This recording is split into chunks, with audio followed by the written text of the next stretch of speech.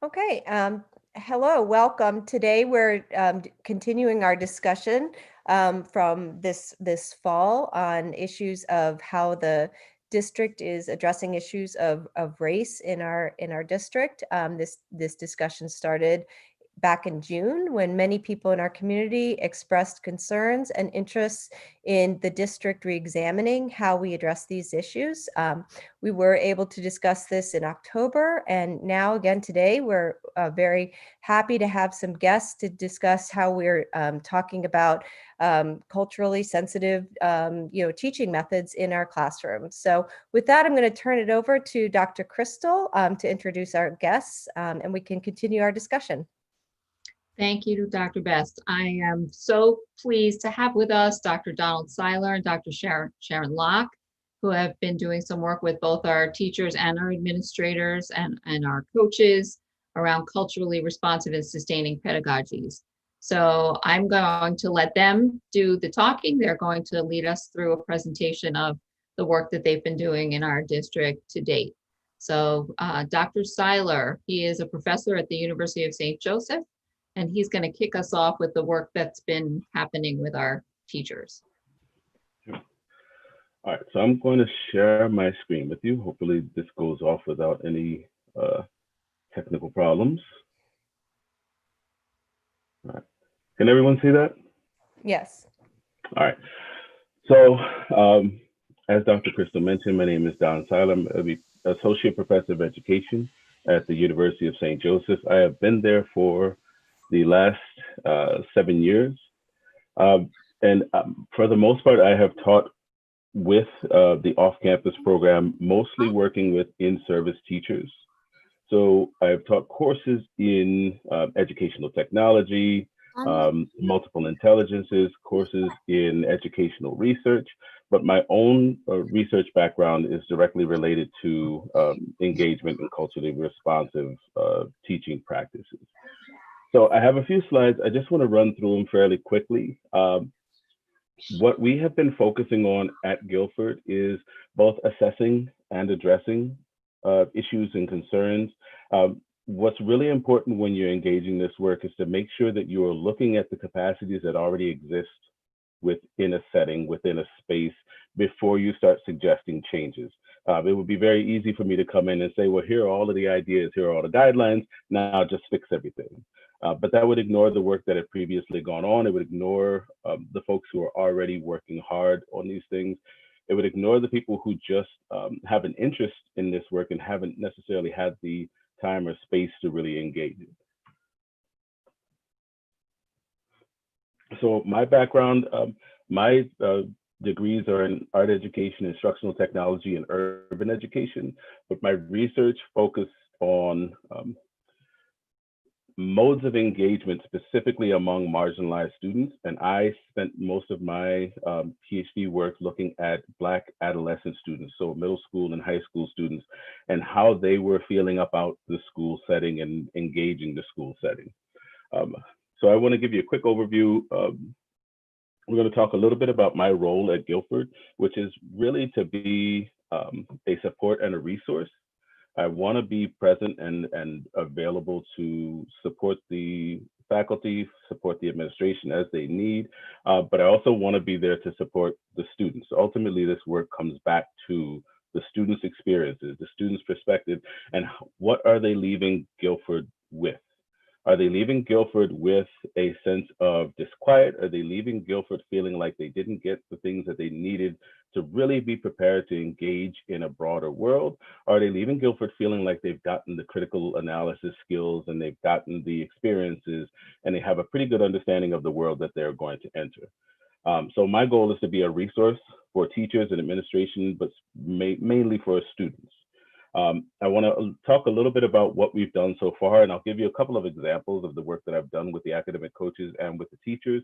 And then I want to spend just a few minutes talking about the next steps that we have planned out for the district. So this work started off with the idea of identity as it pertains to teachers, as it pertains to students, recognizing that identity is a varied aspect of life. But there is a tendency for us to look at identity as a fixed item. You look at the faces on your screen and you're immediately hit by Black male, white female. You're hit by some very specific components of identity. But I use this image with the teachers to help them to start thinking about identity less as one individual fixed item or aspect of self, and thinking of it more as kind of a ever evolving, ever changing, based on situation, based on environment, based on how a person's feeling, based on what they've had to deal with that day, the ways that our identity are affected, both from the teacher standpoint and from the student standpoint. Socially, we have a tendency to veer more towards looking at identity only in terms of race, class, gender, sexuality, and maybe how those things overlap. But I spent a great deal of time talking to the teachers about the importance of not thinking of identity as fixed, but thinking of identity as something that's ever changing, especially in our students. And then looking at the places in which the schools, as both an institution and as physical spaces, either confirm or challenge the idea of fixed identity. And the reason we start off with that is to show the relationship between what teachers are experiencing, what students are experiencing, and the importance of being able to make sure that the way that we're approaching students pedagogically and in terms of curriculum is really centered on an understanding of who we're working with, as opposed to thinking of students as just these kind of blank slates.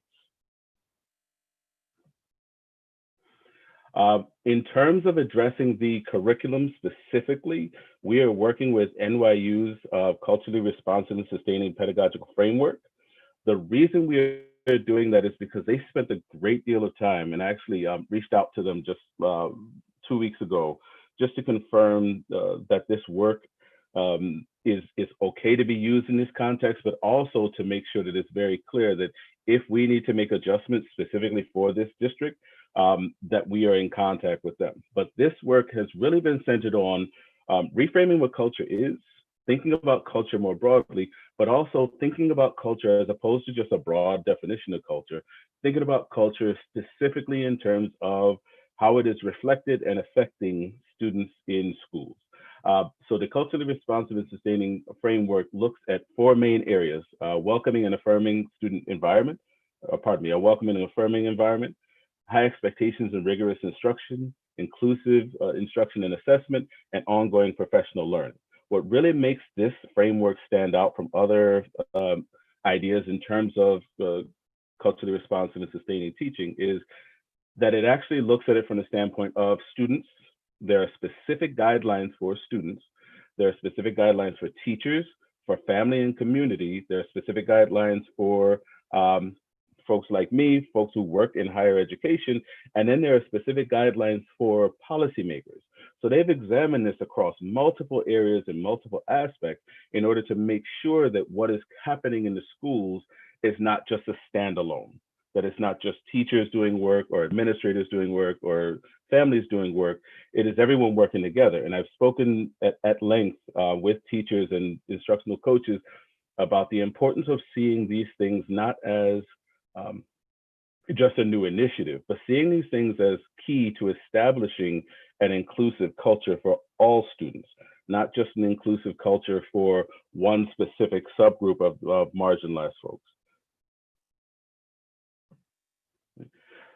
Some of the things that I talked to the teachers and the instructional coaches about were the distinctions between culturally responsive and culturally sustaining pedagogy. Culturally responsive being more about getting the information that you can from students, finding out their backgrounds, finding out where they're from, finding out about their families within reason, obviously, so that the teachers can make informed decisions about the students in terms of curriculum, in terms of teaching, in terms of how the classroom is set up. A lot of that work, the culturally responsive work, would be more based on the work of Gloria Ladson-Billings, whereas when you start moving over into culturally sustaining pedagogy, which is it's not to say culturally responsive is not an active framework, But when you move over to culturally sustaining, it starts to talk more about those ideas that reach out into the community.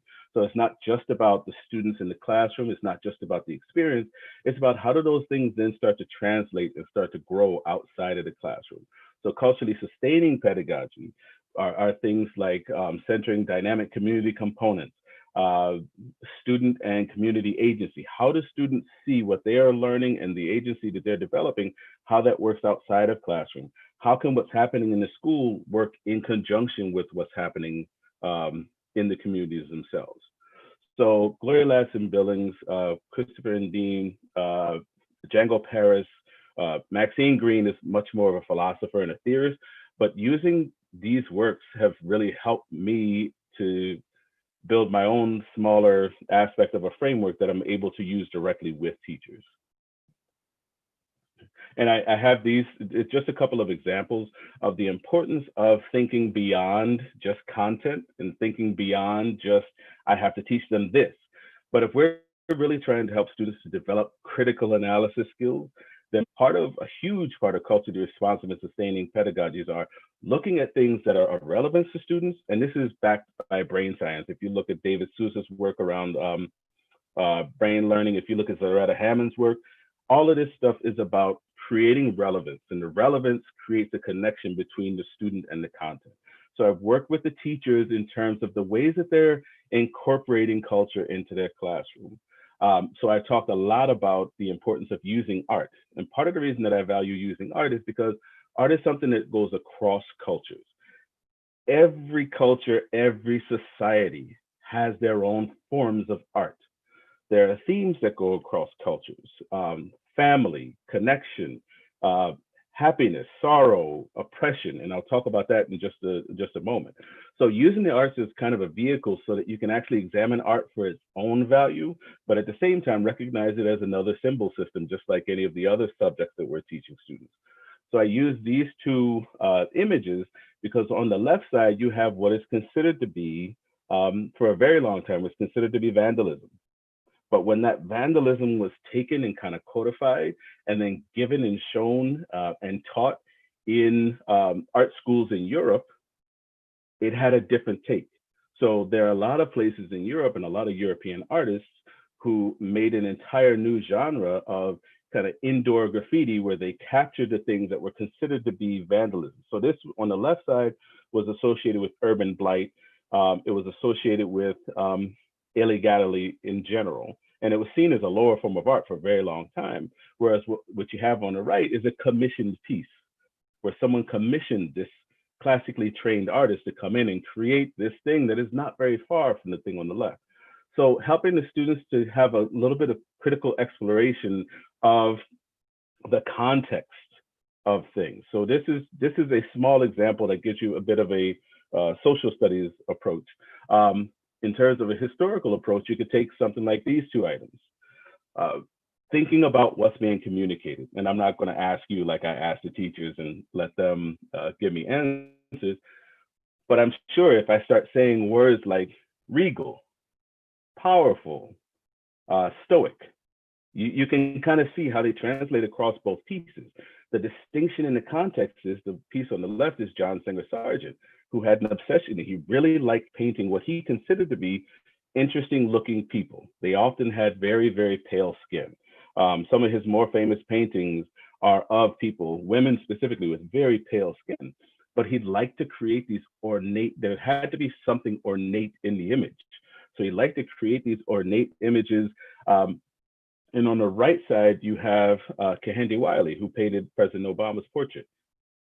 Similar thing. What he's actually doing is creating a counter narrative where a body that we have not traditionally seen as regal is now placed in a regal context.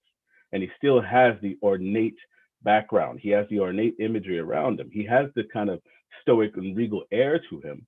But what Kehinde Wiley's focus is trying to make sure that the skin and the face is representative of people of color. So I'm just giving you those examples to kind of give you the idea of how kind of these bigger concepts can be broken down and really communicated multiple ways. So we talked to teachers a lot about that. And then we went much more specific. So using work that is rooted in understanding by design, backwards design, using work that is rooted in universal design for learning, which focuses on relevance, drawing the line between relevance and representation, and giving students a lot of ways to take in and give back information, but also looking at more of David Souza's work and Zaretta Hammond's work around thinking about cognition and relevance and the ways that we can establish those things. So we looked at ways in which we could use media to connect to these bigger themes. Those big themes are the understanding by design principles, coming up with the big ideas based on the standards, and then starting to make them relevant to students, and starting big and then working down from the big ideas to the skills you want them to accomplish. So, all right, so what questions am I going to ask the students so that they can show that they better understand these things? The distinction here is that instead of just having the questions, what are we doing to really start connecting with them about the information? So these are some of the ideas that I brought to the teachers. One more thing I want to mention is the idea of dominant narratives, not necessarily looking at stripping everything about history away, but the value in seeing historical context and historical occurrences, historical eras from the more traditional standpoint, as well as from a counter narrative standpoint. Counter narratives don't erase, counter narratives challenge. And what we're trying to do with students is have them be able to critically analyze the merits of the challenge. So if they are seeing a narrative and a counter narrative, they need to be building the skills to determine what they need to develop, the media literacy to be able to show that they understand which narrative has the more basis in fact, not which one makes us more comfortable or which one makes us sound good or which one makes us sound bad, but which one has the heavier, more solid basis in fact.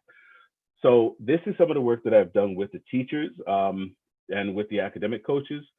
Our next steps pedagogically are the teachers are using the culturally responsive framework, and they're starting to look at their curriculum, and we're trying to get them to start small, thinking exactly about what they're doing in their classroom, how they're doing it, what type of representation do they have, how are they making connections with students to really increase the relevance, which is increasing retention and increasing understanding.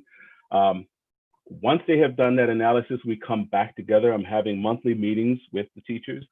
So we'll come back together, we're going to share results, they're going to say what they found, what their perspectives are, and then we're going to start talking more about specific practices that they can use, things that they can do in their classroom with their curriculum and just with their pedagogy in general. The goal here is to build capacities within the school community, so at some point I am less needed as a resource.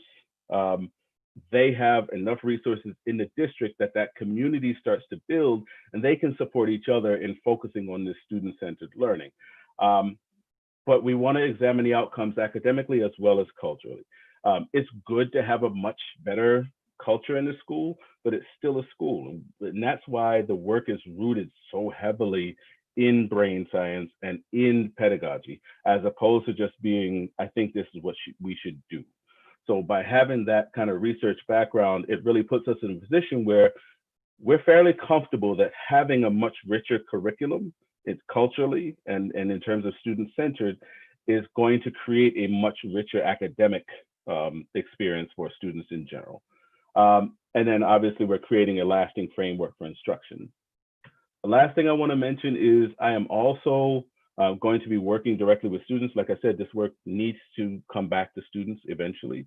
It really needs to be about their experiences. So I am going to be working with students. I'm going to be working with large groups of students just to give them an opportunity to talk about their experience. Marginalized students and ally groups, students who feel like they want to fight for these causes and they want to work for these things. But then we're going to start trimming it down, because what's really important is that we come through and hear the experiences of the marginalized students. And in this case, eventually, we're going to center on the experiences of the Black students in the district to get an idea of what their experiences have been in the district, how they are feeling, how they are perceiving the district. Ultimately, the goal is to create a memo or a report that goes directly to the superintendent that'll eventually be disseminated more broadly. But I just want to mention the fact that just like with the framework I'm using with the teachers, the work that goes on with the students needs to be just as structured to ensure that we're not doing harm and to ensure that we're really getting some rich information from the students. So we're using a 3-interview format when we eventually work with the individual students that focuses on their background in education, their present experiences in education, but also gives them an opportunity to project their feelings about education and where they think things are going to go for them. But like I said, really trying to make sure that we are creating a rich data set and that we are hearing what students have to say and then providing that information to the administration. I think I went over by just a couple of minutes. Thank you, Dr. Seiler. I appreciate that. And I think we'll let Dr. Locke speak, and then we'll have time for questions and discussion afterwards. Given that the work is nested throughout the district and we have work going on with students, with teachers, with coaches, Dr. Locke, who was the former superintendent in Naugatuck and is now a consultant with ACES, is working with our administrators. So Sharon, whenever you're ready. Hi, everyone. Thank you, Dr. Crystal. Thank you for having me. My name is Sharon Locke, and as Anine said, I am recently retired, quote unquote, superintendent. I had the pleasure of working in the superintendent network with Paul, which is how we knew each other. And we did a lot of work with equity in Naugatuck. And so here I am today, and I've had the privilege of working with your school leaders, district level leaders, special ed directors, and all the school leaders. And so far we've met twice.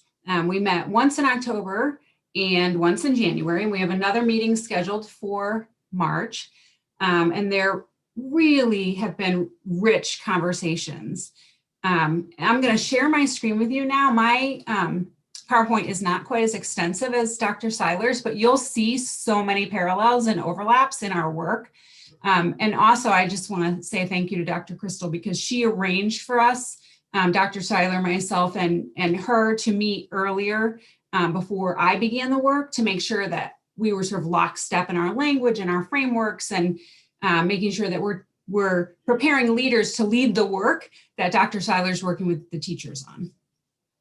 So I'm going to share my screen, and I just have a few slides.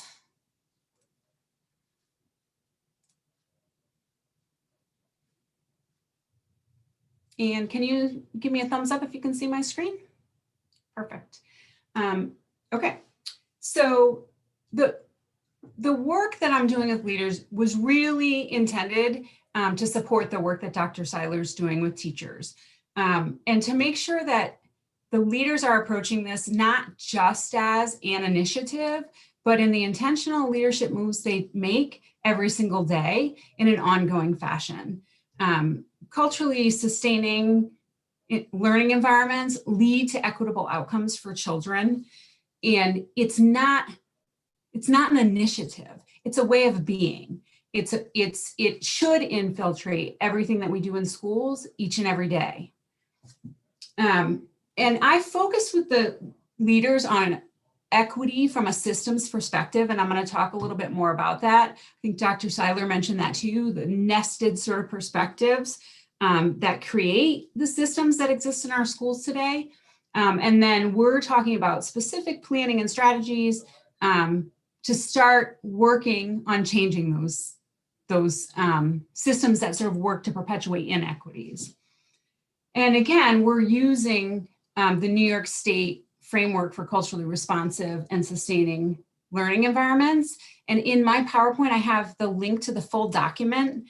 As Dr. Seiler said, for me, it is one of the strongest frameworks that I've seen, because it not only grounds the work in teaching and learning and the school climate, but it also gives clear direction for parents, teachers, policymakers, district level leaders, and in the work that we're doing also with school leaders. So if you want to have equitable learning environments in your school, here are the things that you can concretely do.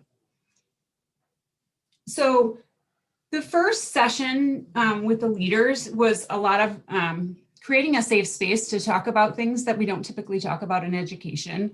So we did a bit of introduction, but really wanted to make sure that I was clear that we're premising this work. And this is also straightly aligned with Dr. Kendi's work on how to be an anti-racist and stamped, is that the systems that operate within schools operate in an interrelated, layered fashion. So you have societal ideologies, norms, cultures, educational, institutional norms and cultures, relationships, and self. And none of these things exist in a vacuum. And so any work that we're going to do in schools to change the learning experience for all children has to really be intentionally focused at each one of these levels. And so a lot of equity work or racial sensitivity work will focus on the self. It'll focus on identity work. And I think one of the things that Dr. Seiler talked about was it's really important that we're approaching this from all of the angles. It is important for teachers and leaders and students and parents and families to take a look at their own identity and how that fits in the system, but not at the expense of also looking at how we're doing teaching and learning every day and how we're leading in our schools. So these things become interrelated systems, and in order to lead effective change, you really have to pay attention to all of them. So Dr. Seiler, I didn't realize you were going to go through the 4 elements of the framework, but I think the goal around this is about normalizing the complexity of humanity. And if you go back to the image that Dr. Seiler put on the screen with all the beautiful kaleidoscope of colors, for me, as my own equity journey, is what I like to call it, has evolved, I think at the root of what equity and culturally responsive schools are about is that we're all complex human beings. And our goal as educators is to ensure that the environment is set up for each and every one of them to thrive. So in order to do that, we've got to make sure that our environment is affirming all of those identities and fostering relationships between and among groups and identities and human beings. And then to cultivate critical thinking. And I think Dr. Seiler talked about this too. We want our students to be empowered to be agents of change. They can't do that if they're thinking critically every day. So as we approach leadership for culturally responsive and sustaining, the goals are the same. The entry point's a little different. Dr. Seiler's working on the experience in the classroom and then going to enter through the student experience. But my entry point has been with the leadership. So these are the 4 domains of the culturally responsive and sustaining framework. And one of the things that the leaders are going to do, and they've been introduced to the framework and to the full document, is do sort of an assessment. And each one of your schools has a different dynamic. And your leaders are each going to do a self-assessment using this framework to identify an entry point for an action plan. It'll be a small sliver of a theory of action that they're going to work on to start implementing. My goal is that your leaders are equipped to support the teachers as they're implementing the new curricular structures, but also to make sure that the environment every day, the school climate per se, is structured and experienced such that it opens learning for all students. And that is my PowerPoint. I'm happy to take questions. Dr. Crystal also recently applied for a grant through the State Department of Education, and that's going to sponsor some coaching hours so that I can work with the principals individually implementing their theories of action. So I'm excited about that work too. Thank you, Sharon. And I think, Dr. Best, we can open it up for conversation at this point. Okay, great. Thank you both. That was a wonderful presentations and introduction. If I may, I'd like to start questions addressing Dr. Seiler. I found the beginning of your presentation where you talk about fixed identity, very interesting as a concept. And I'd like to hear more about that. Especially when you really apply it in a classroom. You mentioned teachers being culturally responsive, being aware of identity within their classroom. And of course, when you look at a high school classroom, the classrooms are constantly changing, in terms of all day. So there's multiple different students that we have to consider. I'm just so curious to hear how you would apply that, in a classroom setting. How do teachers get a sense of identity within their classroom, or how the students are identifying? And considering the fact that you said, identity isn't fixed, how do teachers adapt and modify as they go through their day? So I'll try not to ramble because No, I'm curious.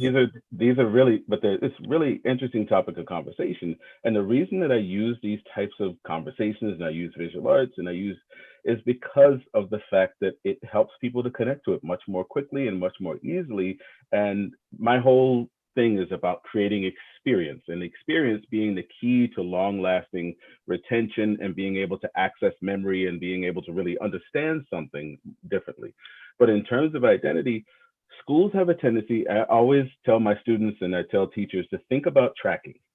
We like to say that tracking doesn't exist anymore, but tracking was supposed to be this way that students would be it's that social efficiency model, right? Is that idea that we're going to kind of escort students to where they can find success. But what we saw was that there was a tendency to escort students who started poor to careers that would keep them poor, escort students who started wealthy to careers that would keep them wealthy. But that was also partially based on identity. So when you have, and I'll use a friend of mine's experience where she went in to substitute in a school. They didn't know that she had Black people in her periphery, but she went to substitute in this school. And when she walked in, the person who was leaving the classroom, who had been covering until she got there, said, all right, so you need to know that we have a couple of troublemakers. You just need to keep an eye on them. And she pointed, and there were 3 Black students. Now, this school district doesn't have very many Black students, but she pointed out these 3 Black students, and my friend had 0 problems with those students the whole day. Part of the reason that my friend had 0 problems with those students is because she understood the fact that there would be some distinctions in terms of behavioral norms, in terms of cultural norms. So when I say identity in schools can be problematic, it is that old idea of the class clown. My expectation of the class clown is that he's going to be obnoxious. My expectation of the teacher's pet is that they're always going to behave. So schools kind of are built on a structure that says, find the identity and expect behavior patterns and success patterns from that identity. And just like Sharon just mentioned, the problem with that is that you're not setting consistently high expectations for everyone. So what I usually tell students and teachers is that finding entry points through the arts, through media, through pre-assessments that give you data on their interests, it's not going to make it perfect, but it gives you more options for ways to start addressing, and it keeps you flexible in terms of the ways you're addressing identity. So if you have a couple of pre-assessments that find out that some students like soccer and some students like football, then yes, you're doing a math class. It's going to affect more students if you let them calculate, the difference between the scores of the winning teams and the scores of the losing teams. Seems like a tiny thing, but in that tiny thing, the students feel like their interest, their self is being recognized, as opposed to their identity being projected upon them by the people in control of the classroom. So it's small things. There are some larger conceptual things too, but it can also be small things. I don't know if I actually answered your question. No, that's interesting. It sounds like you're saying to really spend some time in the beginning of a semester and find out how students identify, and then you can use that information to make teaching methods more relevant to your group. And I was thinking more along the lines of changing or modifying how you address issues based on your, what you know about the identity of your students. But this is another interesting, point.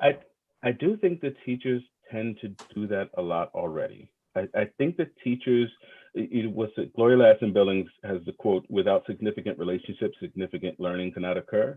And I think that's heavily rooted in the idea that teachers already get to know who their students are. But I think that our tendency to label them might override that sometimes.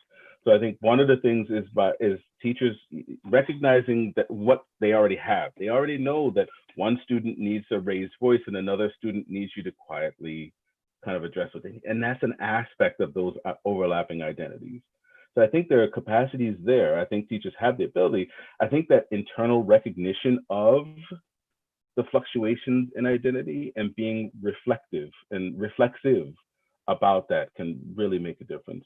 Can you talk more when you say fluctuations of identity? I'm curious about what that looks like for students. Well, so I think about Beverly Daniel Tatum's "Why Are the Black Kids Sitting Together in the Cafeteria?" That the fact that the student that is behaving one way in one setting is going to behave another way in another setting with other peers. Language change, behavior changes. So, and that happens, like, that's code switching. Code switching is not a linguistic occurrence. Code switching is a social occurrence. So when I say fluctuating identities, I'm talking about like all of those overlapping different versions of self, but also thinking about how students are affected by what happened at home and just being reflect. And part of the reason I identify it with teachers first, and I think the first time I met with them, we talked a lot about their identity. It's because if they see it in themselves and understand how they're affected by it, you start to build that empathy, and then they're able to be more reactive when it happens with students. But when I say fluctuating identity, I'm talking about those social code switching opportunities, but also just whatever might happen outside of the classroom or in the previous classroom that's going to affect what happens in that current learning space, if that makes sense. Yeah, that's interesting. I think that's a very important point, the flexibility that you need to have. Yeah. Can I piggyback on that too? So I think also when you think about the K-12 sort of trajectory, thank you. When you think about the K-12 trajectory, kids' identity is evolving. And we know that when kids first come to school, they're internalizing all the messages they receive from us about where they belong in school. So I remember a moment, an experience I had in Naugatuck where our junior AP history kids do like a government day. And I was hosting 2 students to spend the day with me. And part of what we were doing was going in and out of classrooms. We visited their elementary schools that they had attended. And we were in this particular 2nd grade classroom, and the teacher had called the kids to the carpet. And the kids who were language learners migrated to the back of the carpet. We didn't talk about it in the moment. And we got back to my office later, and we were reviewing some student survey data. And the student survey data is so clear that kids feel like they belong in school in elementary school, but as they age up in elementary, in our school system, they become more disconnected. And so I was just sharing that data with the students, and one of the students said to me, the students are learning where they belong in that 2nd grade classroom when they're sitting at the back. When they get to middle school and high school, they're now grappling with their own identities, and it's already been internalized where they fit in our schools. So really, it was a moment for me, because to hear an adolescent tell it back to me was pretty powerful. Kids receive the messages and they internalize them. Dr. Seiler, I know you mentioned that internalization process, but as we think about structuring learning and structuring our schools, we want to open the evolution of that identity so that it's normalized, not just at the beginning of a semester, but every day, right? So you're a developing human being. I'm a developing human being. We're all developing human beings.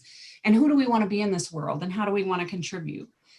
So to create the school environment, right? The school climate, the aura of a school, I like to call it the vibe.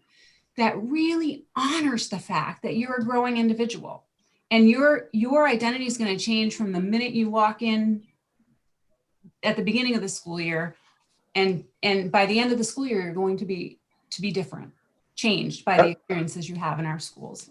Don and Sharon, can you talk a little bit about the importance of doing this work, these conversations in a community that does identify as predominantly white? You know, 85% of our students identify as white, may feel comfortable with the predominant narrative. Can you talk about the importance of doing this work for all of our students and not just for the students who are marginalized in our community, but for all of the students in our community? Well, I will say that it kind of anecdotally, there is a tendency that any push for benefits for marginalized people, whether it be civil rights, whether it be voting rights, anything that is pushed for the benefit of marginalized people has historically shown that it actually benefits the entirety of a group. But what is goal of school? If we think about it in that context, then it's much easier to understand the value of understanding as many perspectives and being able to critically analyze as many perspectives as possible. If we think about school as just sending people to college so that they can basically live in a bubble, take a nice closed tunnel to a similar, slightly more beneficial bubble, financially beneficial bubble, and then go out into the world and just wreak all kinds of havoc or live whatever happy life they want to live, that's fine. But if we're looking at schools as places of equity, if we're looking at schools as places of beneficial outcomes societally, if we're looking at schools as places where we are sending students out to be the best version of themselves and to do good for the world, then the argument for understanding things like counter narratives is that, yes, the more information that students get and the more practice they get at critically analyzing this information, the better equipped they're going to be when they are adults, when they have to make decisions that can potentially affect families, and when they can make political decisions and medical decisions, whatever their career is. The more information they get from the more different perspectives, as many perspectives as possible, that is going to better prepare them for the world they're going to encounter. If you take a child who is kind of, and I think of, Unbreakable Kimmy Schmidt, right? She was raised in a bunker, and then she was released from the bunker, and the world just made no sense. What we're trying to do in public school settings is we are trying to help students to become positive contributors to society. And part of that is for them to understand exactly what has happened, for them to be able to interact across social borders, across geographic borders, not just to be able to come out and be connected to people who look like them and sound like them and come from where they came from, but to be able to be of a benefit to a society that is, I mean, if we call ourselves a melting pot, we are a very diverse society in general. So if we want students to come out better equipped to be a benefit to this society and better equipped to find success, even if you think about it in business terms, where right now, you know, the fact that businesses are fairly globalized, then it really speaks for itself, the value of students being able to understand how other people experience the world and how they perceive the world. But ultimately, we're trying to make sure that students leave school prepared for the world that they are going to inhabit and prepared to be a positive participant in the world that they inhabit, not just so that they can get through so that they can make their money. Sorry, I told you I ramble, I'm sorry. Yeah, and you know, our students are our collective best hope for unifying our country.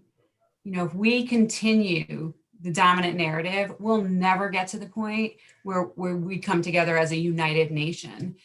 So I applaud Guilford for taking on this work. It's often easy in a predominantly white, upper middle class, high growth, mind you, district where it would be really easy to not embrace this work. And so I'm really proud of you all for taking this on and for, you know, helping give our students the agency they need to make to make our world work for us again the way it's supposed to. This notion of counter narrative is a pretty central issue. You raised it, Dr. Seiler, in terms of exposing students as well as teachers to study as part of learning how to think critically, whatever the counter narrative is to the dominant narrative. In our community, the dominant narrative is clearly essentially a white person's narrative, and the traditional history that is taught throughout the country in that vein. And we've gotten a lot of support from the community via at least emails, who are really pleased that this process is going through. And this started by virtue of our taking on the issue of the mascot. But there are some in the community, and this happens across the country, who are really quite concerned about this conversation because they feel any conversation that introduces students to whatever the counter narrative is, Black Lives Matter, for example, they see that as essentially, in your words, a challenge, but not the kind of challenge that allows people to grow, but is essentially a challenge that causes a breakdown. Now, one could translate that as a power threat, et cetera, et cetera. But it seems to me it's important for us all to understand that engaging purposefully in teaching counter narrative from a content possibility as well as a process is exactly the necessary condition for doing the very thing we all agree to, which is, what does it mean to be a democratic citizen? What does it mean to be a critical thinker? What does it mean to be more empathic? What does it mean to be able to take the perspective of others? You can't do that without coming in contact with what difference. And so how does one systemically, much less in a classroom, increase comfort level, particularly in a school district like ours, where people are not used to a counter narrative? They're getting a straightforward text. They're getting traditional text. The media is traditional. Cultural lives are traditional. So we're really, in some sense, facing that. That's what our graduates told us they missed when our alumni told us they were unhappy about the way they left this school system and others like it. Well, I'm going to try to, I don't want this to sound like I'm being facetious, but I think part of it is that some folks have to become comfortable with being uncomfortable. The problem with that is that there are psychological markers for some folks that discomfort will basically put them in the fight or flight. And that's not necessarily what we want to do. We don't want to put people in a position where they feel like they need to fight desperately to save something. But at the same time, I do think that it's important that folks feel discomfort. Like, these are not easy subjects. Some of the videos that we've watched, some of the things that we talk about, they're not comfortable. I'm not comfortable. I still can't watch 12 Years a Slave because it literally makes me uncomfortable. But there are plenty of other things that I've engaged with that have made me uncomfortable. I really think that, like you said, being very thoughtful and intentional and being professional almost about the ways that we frame the importance of counter narratives, not as an erasure. I mean, if it turns out, if a student wants it to be erasure, that's really up to the students. We're trying to build student agency and build student critical awareness and ability to understand the world. If someone outside of the school feels uncomfortable, I think that as long as we are framing it as, this is what we are here to do professionally, this is what our outcomes are.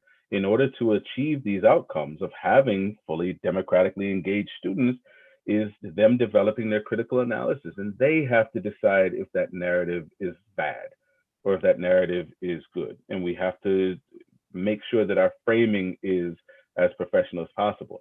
I don't think we can eliminate folks' kind of visceral response to things, but I think in order to do what we have to do, I think that professional framing makes a huge difference. But some of the people see that the framing itself with alternative narratives as imposing or indoctrinating onto students the counter narrative. and are really worried that, in fact, Mhm. we're not only upending the dominant narrative, but substituting for it something that is quite anathema to them. Yeah. Indoctrination generally requires the removal of the other narrative. Indoctrination, especially if we're thinking about cults and we're thinking about organizations that really want to limit, then what they tend to do is they limit thinking. They limit people's ability to look at resources. So indoctrination is not what you're doing when you introduce more diverse information. It might make folks feel that way, but it's really not, it's just not the same thing. But as I think as long as we indicate that we're not trying to remove, like even with some of the Confederate statues that are coming down around the country, nobody's removing those names from history. They're being contextualized, and maybe we're not celebrating people who did things that were against the union that folks claim to be so really steadfastly for. But I think that as long as we keep saying, like, the indoctrination argument is kind of fallacious because the original narrative is not being removed. I can't imagine how hard it would be to absolutely remove some of the original narratives we have around different people. We're starting to see it with folks like Columbus. But even with that, when Italian Americans say, well, Columbus means this to me, I don't see a lot of people saying, well, you can't have him anymore. Maybe we're not going to have him in this public sphere or this public space that is specifically meant for everyone, but that doesn't mean you can't celebrate or feel comfortable about this thing. But yeah, I would say that the indoctrination argument would indicate or would require the removal of the dominant narrative instead of just the inclusion of more narratives. I personally would love to hear more about what women were doing during the civil rights movement.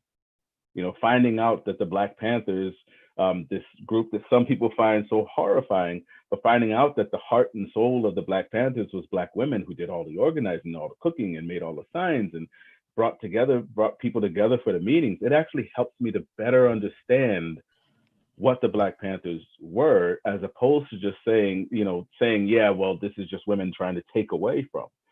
There is no taking away when the original still exists. It's just looking at them both. And we ask students to compare and contrast all the time. We constantly ask them to look at the components of A and the components of B and see which ones have more of a factual basis or have more structural basis, and then decide. And this can't be any different than any of that. And once again, I feel like I say this every time I speak to people. I don't know if I answered your question, but I really do think that saying and showing that we are not erasing, we are trying to better understand.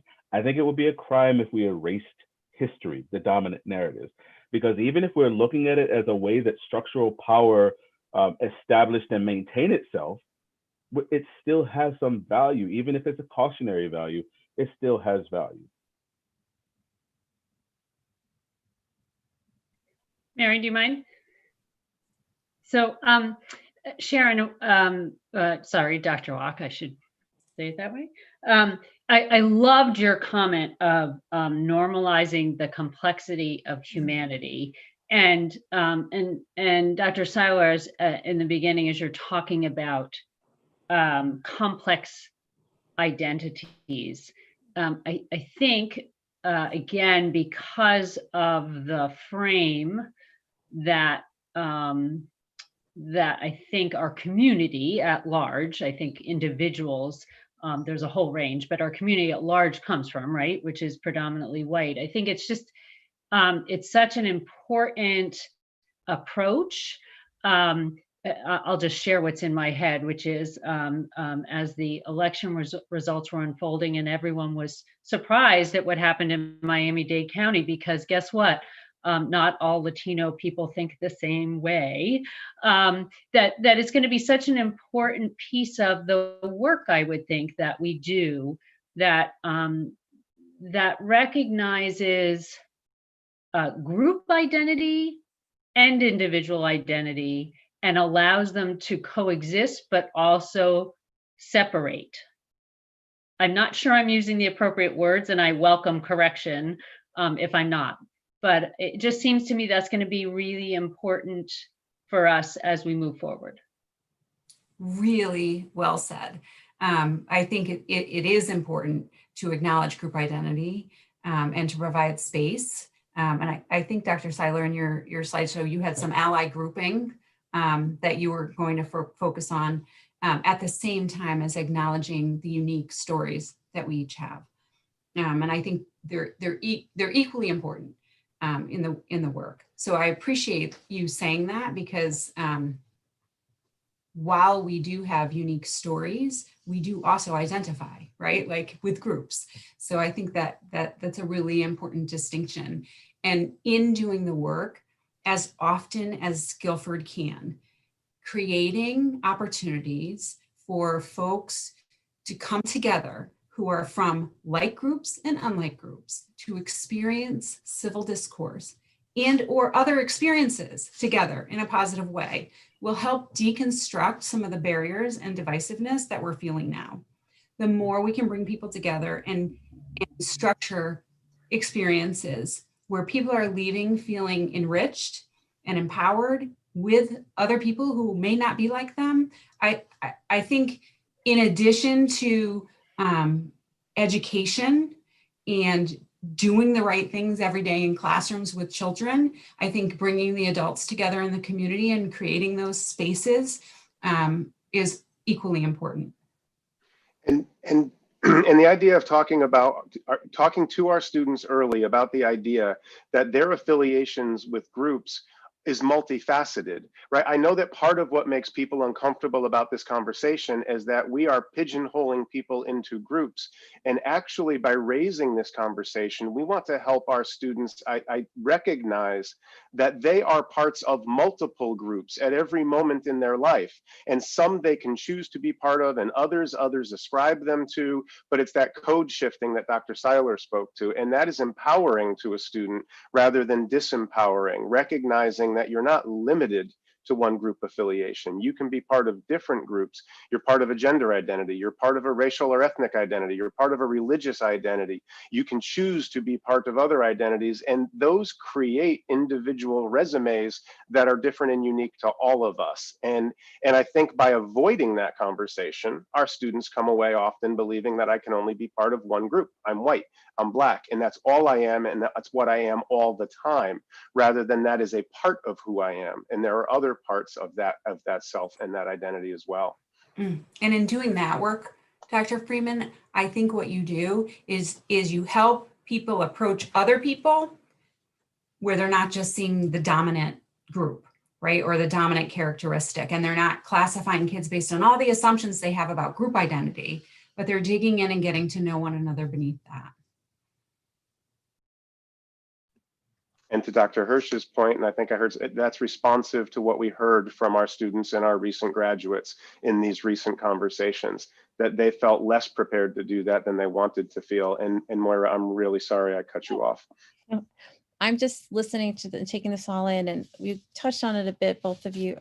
Thank you for, first of all, being here. This is fantastic, and it's so informative just to me as a parent and as a board member. But the thing I keep coming back to, it might be, I don't think it's specific to our community, is I think our student body as a whole is receptive to this, is excited about this. I feel like our teaching community is receptive and excited about this. The one component I think we see the most pushback or work to do is with the parent community. And I know we've witnessed, some very strong opinions against the work that we're doing and hope to continue. And I think about our students being this enriching, expanding environment and of identity, all the things that we're working on, and then going home to a household where they're hearing the polar opposite, or you talked about sitting in your discomfort. And I think a lot, it's an exercise, right? It's a meditative, intentional thing. And I think a lot of folks shy away from that. It's a lot easier to sit where you're comfortable. And so I think about how do we work on that component? Once they leave our school buildings and go home to their households, how do we address that? And how do we, move this work forward with that community support. Because if you don't have parental community, I mean, we largely do, but there's definitely a contingency that's really still not ready to sit in that discomfort. And I think there are generational factors. For some reason, as you talked about that, I was thinking about the 1950s and 1960s parents who were like, my daughter will never go to this Chuck Berry concert. How dare you listen to this? Like, I'm getting that, because I think that there is a tend to have these kind of generational battles. There is a tendency for the next generation to be a little bit more thoughtful or open or liberal tendency, especially in certain groups. There's no way that we can kind of make that happen. And one thing that's hard about the sitting in your discomfort thing is that sometimes that comes back to students who haven't done anything, right? So you do have the students who have to go home, or even, you know, adults, and maybe even some people on the screen, that over the last few years, they've had to now deal with some real serious discomfort in spaces that were traditionally safe spaces. So Thanksgiving, or just like you said, going home. I don't know that there's a way for us to completely remove those discomforts, aside from, you know, we're educators. So our job is to educate the students and to ensure that when they go home, if they do get into those conversations, that they are armed with information, that they're able to say, here's my perspective and here's what it's based on, as opposed to, I don't like that. I don't like that you say that. I don't like that you feel that way. It's fine for them just not to like it. But our job as educators is to support them with enough information that they have a basis for their disquiet, for their discomfort. I don't know that makes that space any less difficult for them. But it's as they start to, like, that battling against or using counter narratives is not just something that happens in the classroom. We're also arming the students with counter narratives. So part of that work, unfortunately, will fall to them. But our job in this space is really to provide them with as much information as possible so that they can critically analyze. And if they get home and decide that, you know, the narrative that we gave them in school is not, it doesn't fit, and it's not safe, and it's not comfortable for them, especially, you know, as they're kind of a captive audience for what's going on at home, then there's no judgment that we can place. They're going to have to wait, or they're going to have to deal with that. But I still think that we as educators need to be providing them. And I want to step back. I don't like the word arming. I'm big into not using nonviolent language. I don't want to arm the students with anything. I want to prepare them to be able to challenge narratives, you know, and really be informed in terms of how the world works and what has happened before. And hopefully, you know, that is something that can kind of seep in. But it's really difficult because the political and media sphere that some people are inhabiting right now is incredibly insular, and it's really difficult to crack that. But we as educators just have to prepare our students and put them in a position where they have the understanding of, as good an understanding of the world as we can give them. We may, if I may, I think, have a role here in really inviting the community to be part of this conversation. And we have partners in the community who support the schools in a number of different ways. And bringing those folks, inviting them to collaborate, I think is really a way that we can extend the opportunities for us all to learn and grow, right? I think there's certainly a lot of opportunities that I'd like to take advantage of in terms of learning more. And I think if we can extend, use our community collaborations with Guilford Public Schools to extend those kinds of opportunities, I think we can really open up the conversation and find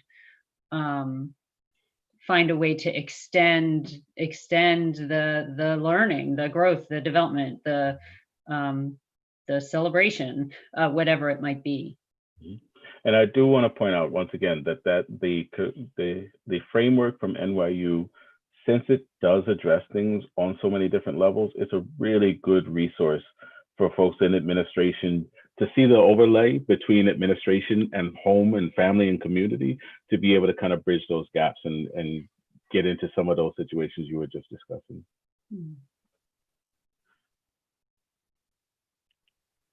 Oh, thank you. And I apologize. I didn't get to see the beginning of your presentation. I had a late day at work today, but thank you, both of you, for being here. And, you know, we had a meeting a couple of months ago before the holidays with some of the teachers in the social studies department at the middle school and the high school. And we talked about, you know, changes and things that we would, you know, be introducing to students and, you know, to try to give a variety of information. And I think a topic that seemed to be important was that, you know, the varying types of information that we provide in schools. And I think you've talked about that a little bit, because, you know, because when kids do go home and parents have different opinions, and it doesn't necessarily, well, it could be wrong depending on your opinion, but it doesn't, I don't want to make kids go home. I want to make sure they have the information of all the information they can get, to your point of, you know, letting them critical think,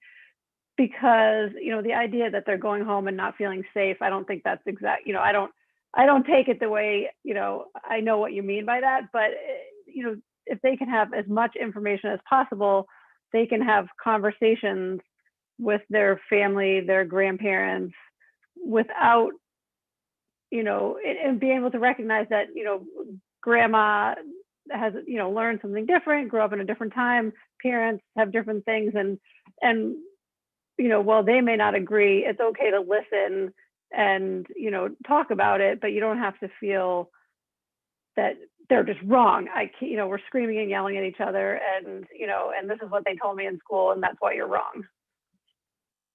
In fact, to a large degree, doing this work in school actually gives children a vocabulary and a comfort level in being able to be in those settings and not feel awkward or uncomfortable, right? And so how does a student go home to a family gathering and engage in a difficult conversation with relatives or their parents or their siblings when we haven't helped, right? Again, not establishing the value set or right or wrong for them, but putting them in situations where they get to experience those kinds of conversations. We're actually empowering them to be able to be in that setting and not feel overwhelmed or uncomfortable, right? Doesn't mean that they have to disagree at home or challenge at home, but they will be more comfortable, whether it's in a university classroom or in a new city that they move to, or even at a Thanksgiving table, right? That skill set will translate to wherever you find yourself.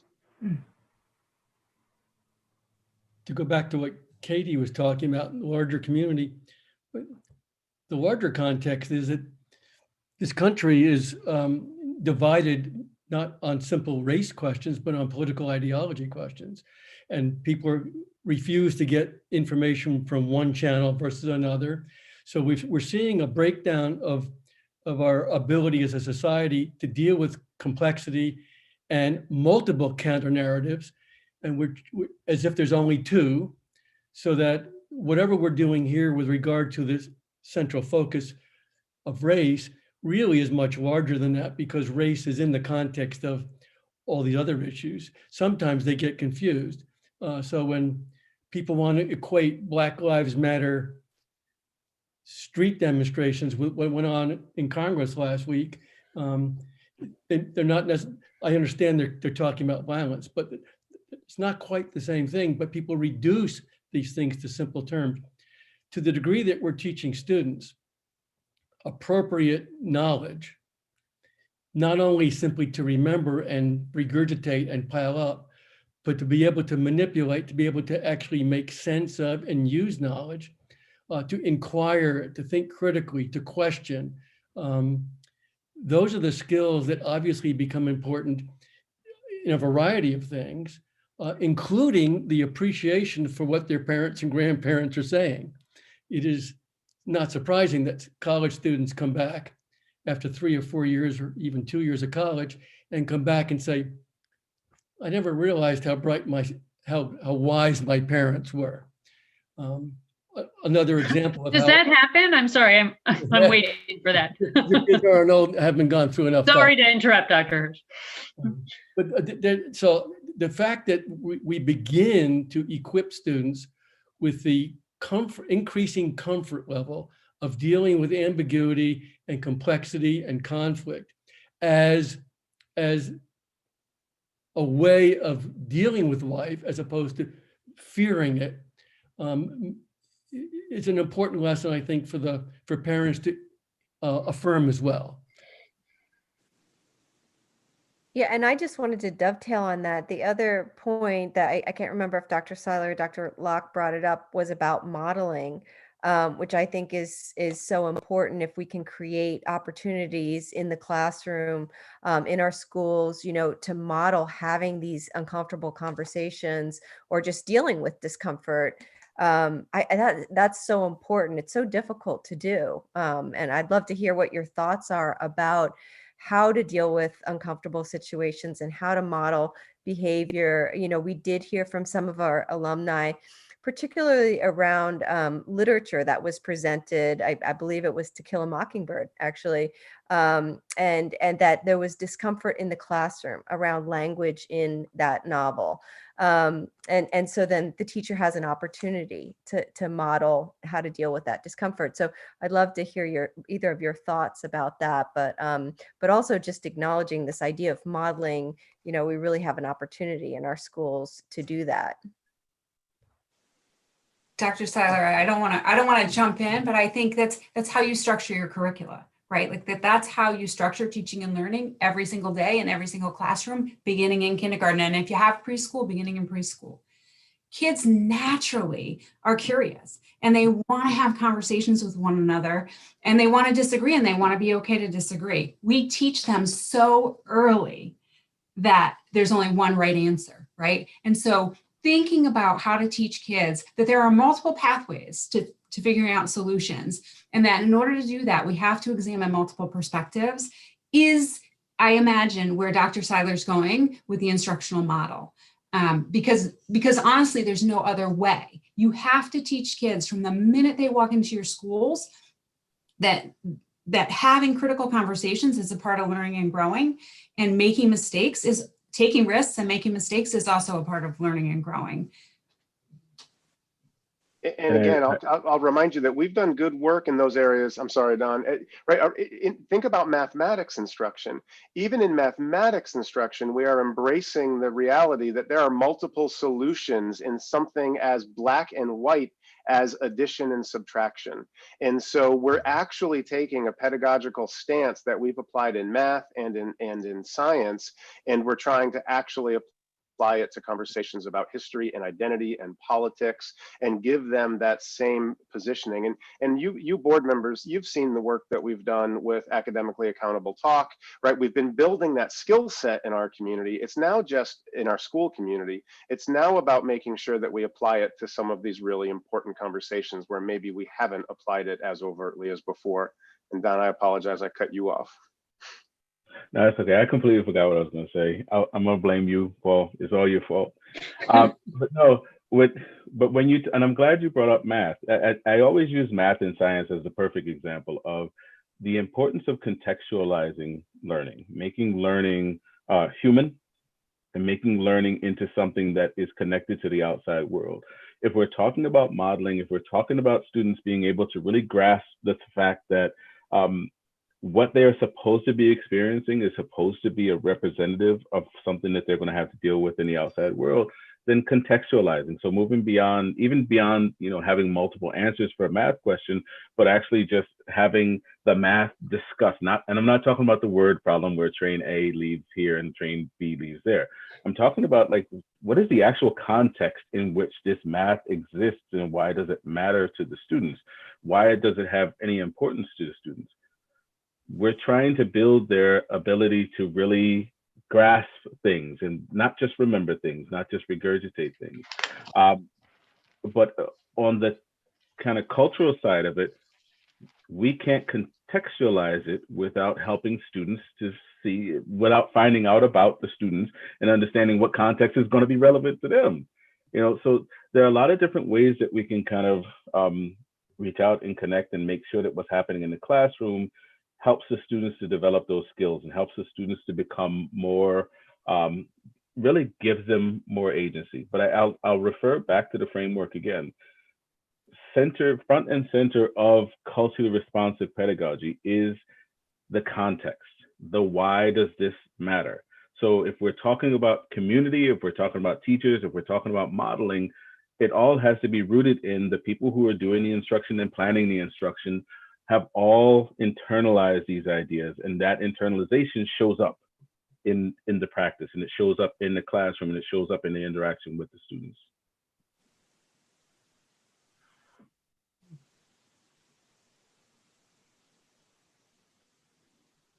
I hate to begin to interrupt this conversation, but we do have another meeting that will convene at 7:30. So I thought maybe if we began thinking about wrapping this up, we will certainly be inviting these folks back later, especially as we get to the end of the student interviews and the curricular reviews. We will be inviting Dr. Seiler back, and I'd be happy to have Dr. Locke back to be part of this continuing conversation. I've really enjoyed this conversation tonight.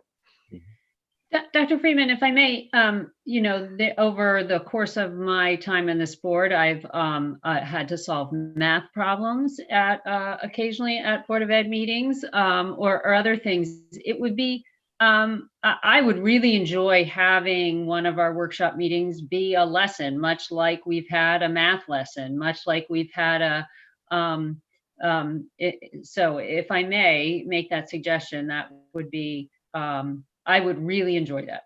It's a great suggestion. We'd be happy to do that. Recognizing that we need to wrap up soon, I do recognize that this has been such a useful conversation. I really appreciate you both being here.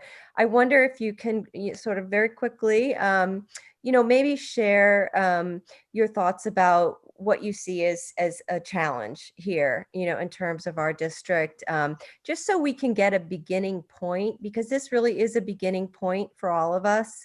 And I know that you haven't spent, years with us yet, but, what do you, off the top of your head, what do you see as the challenges that we should keep in mind as a board, specifically to Guilford?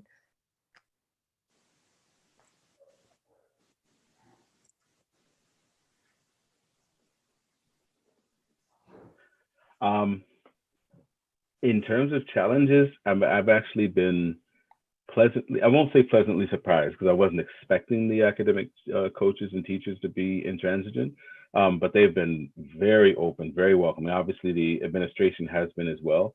I don't necessarily see challenges. I am keeping myself prepared for some of the critiques that have been mentioned tonight.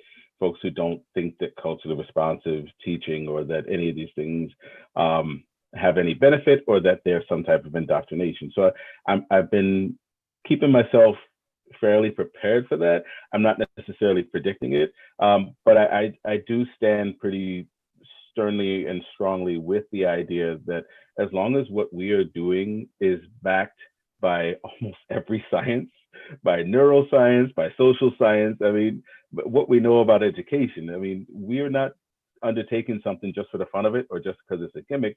We're undertaking things that we know can benefit the student population at large, and especially be of benefit to the marginalized student population. So I feel fairly comfortable moving forward. Wonderful.